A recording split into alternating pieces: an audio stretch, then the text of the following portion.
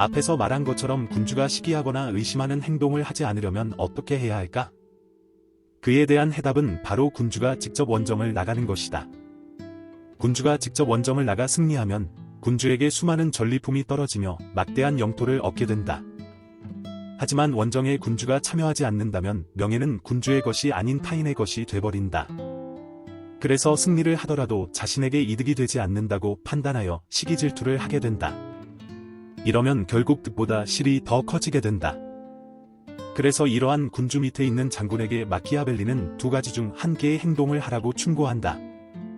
첫 번째는 장군이 승리를 거두면 바로 군주 가까이 위치해 군주가 의욕을 품지 못하도록 해야 한다. 여기에 자만심을 보이는 언행을 삼가해야 한다. 두 번째는 첫 번째 방법의 반대로 행동하는 것이다. 전쟁에서 획득한 전부를 군주에게 바치는 것이 아닌 자신의 몫을 남겨야 한다. 그러기 위해 군대와 시민들을 자신의 편으로 만들고 이웃 국가와 우호적인 관계를 형성해야 한다. 또한 국내의 요충지를 선점해 주군의 중심 군대를 자신의 편으로 만들고 자신의 편이 되지 않는 자들을 색출해야 한다. 그래서 군주가 자신에게 죄를 물을 만한 명분을 제거하는 것이다.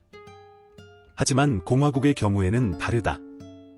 군주국은 군주가 직접 원정을 나가면 되지만 공화국은 시민 한 명에게 원정대를 보내야 한다. 여기서 마키아벨리는 로마처럼 원정대를 공화국이 직접 다스리도록 하는 방법을 추천했다. 로마가 공화국일 당시 전시 때에는 계급에 상관없이 전쟁터에 가 전투에 참여했다. 그래서 공을 세운 수많은 사람들이 등장해 서로가 서로를 견제했다. 그렇기에 어느 특정한 사람을 질투할 여유가 없었다.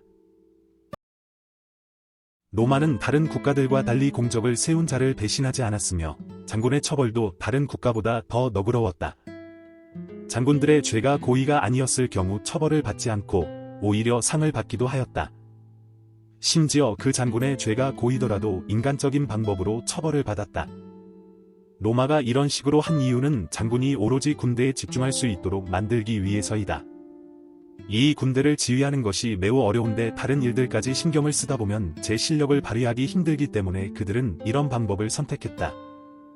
지금까지 시청해주셔서 감사합니다.